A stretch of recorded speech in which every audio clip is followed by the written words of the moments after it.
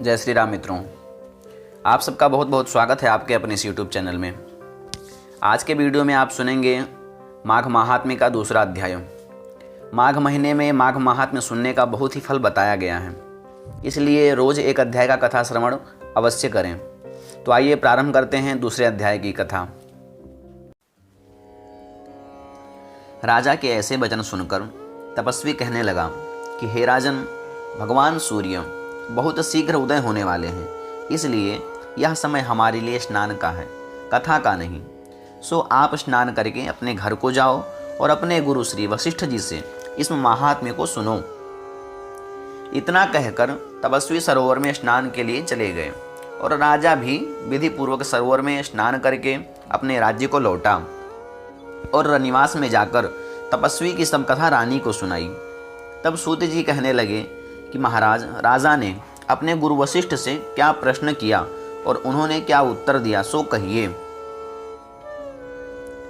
व्यास जी कहने लगे कि हे सूत जी, राजा दिलीप ने रात्रि को सुख से सोकर प्रातः समय ही अपने गुरु वशिष्ठ जी के पास जाकर उनके चरणों को छूकर प्रणाम करके तपस्वी के बताए हुए प्रश्नों को अति नम्रता से पूछा कि गुरुजी, आपने आचार, दंड, नीति, राज्य, धर्म तथा 4 वर्णों के चारों आश्रमों की क्रियाओं, दान और उनके विधान, यज्ञ और उनकी विधियां, व्रत, उनकी प्रतिष्ठा तथा भगवान विष्णु की आराधना अनेक प्रकार से तथा विस्तार पूर्वक मुझको बतलाई।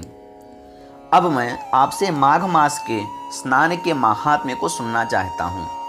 सो हे तपोवन, नियम पूर्वक इसकी विधि समझाइए। गुरु वशिष्ठ जी कहने लगे कि हे राजन, तुमने दोनों लोकों के कल्याणकारी, वनवासी तथा गृहस्थियों के अंतःकरण को पवित्र करने वाले माघ मास के स्नान का बहुत सुंदर प्रश्न पूछा है। मकर राशि के सूर्य के आने पर माघ मास में स्नान का फल गौ, भूमि, तिल, वस्त्र, स्वर्ण, अन्न, घोड़ा आदि दानों तथा चंद्रायण और ब्रह्मकूर्च व्रत आदि से भी अधिक होता है। वैशाख तथा कार्तिक में जप, दान, तप और यज्ञ बहुत फल देने वाले हैं, परंतु माघ मास में इनका फल बहुत ही अधिक होता है। माघ मास में स्नान करने वाला पुरुष राजा और मुक्ति के मार्ग को जानने वाला होता है। दिव्य दृष्टि वाले महात्माओं ने कहा है कि जो मनुष्य माघ मास में सकाम या भगवान के निमित्त नियम पूर्वक माघ मास में स्नान करता है, वह अनंत फल वाला होता है। उसको शरीर की शुद्धि, प्रीति, ऐश्वर्य तथा 4 प्रकार के फलों की प्राप्ति होती है। अदिति ने 12 वर्ष तक मकर संक्रांति में अन्न त्याग कर स्नान किया। इससे तीनों लोकों को उज्ज्वल करने वाले 12 पुत्र उत्पन्न हुए।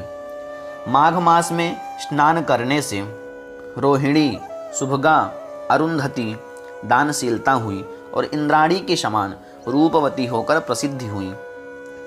जो माघ मास में स्नान करते हैं तथा देवताओं के पूजन में तत्पर रहते हैं, उनको सुंदर स्थान, हाथी और घोड़ों की सवारी तथा दान को द्रव्य प्राप्त होता है। अतिथियों से उनका घर भरा रहता है और उनके घर में सदा वेद ध्वनि होती रहती है।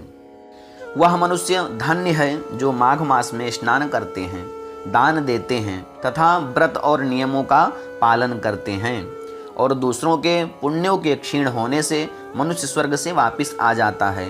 परंतु जो मनुष्य माघ मास में स्नान करता है, वह कभी स्वर्ग से वापस नहीं आता। इससे बढ़कर कोई नियम, तप, दान, पवित्र और पापनाशक नहीं है। भृगु जी ने मणि पर्वत पर विद्याधरों को यह सुनाया था।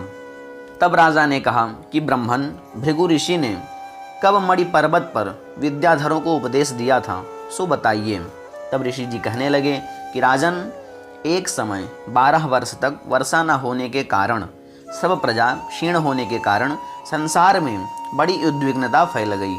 हिमाचल और विंध्याचल पर्वत के मध्य का देश निर्जन होने के कारण श्राद्ध, तप तथा स्वाध्याय सब कुछ छूट गए। सारा लोग विपत्तियों में फंसकर प्रजाहीन हो गया। सारा भूमंडल फल और अन्न से रहित हो गया तब विंध्याचल से नीचे बहती हुई नदी के सुंदर वृक्षों से आच्छादित अपने आश्रम से निकलकर श्री भृगु ऋषि अपने शिष्यों सहित हिमाचल पर्वत पर गए।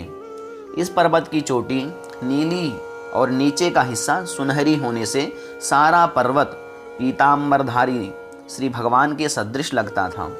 पर्वत के बीच का भाग नीला और बीच बीच में कहीं कहीं सफ़ेद स्फटिक होने से तारों से युक्त आकाश जैसी शोभा को प्राप्त होता था। रात्रि के समय वह पर्वत दीपकों की तरह चमकती हुई दिव्य औषधियों से पूरित किसी महल को शोभा को प्राप्त होता था। वह पर्वत शिखाओं पर बांसुरी बजाती और सुंदर गीत गाती हुई किन्नरियों तथा केले के पत्तों की पताकाओं से अत्यंत शोभा को प्राप्त हो रहा था। यह पर्वत नीलम, पन्ना, पुखराज तथा इसकी चोटी से निकलती हुई रंग बिरंगी किरणों से इंद्रधनुष के समान प्रतीत होता था। स्वर्ण आदि सब धातुओं से तथा चमकते हुए रत्नों से चारों ओर फैली हुई अग्निज्वाला के समान शोभायमान था।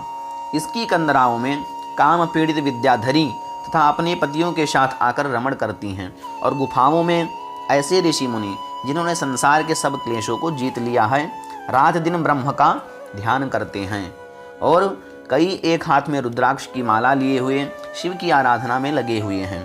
पर्वत के नीचे भागों में जंगली हाथी अपने बच्चों के साथ खेल रहे हैं तथा कस्तूरी वाले रंग बिरंगे मृगों के झुंड इधर उधर भाग रहे हैं।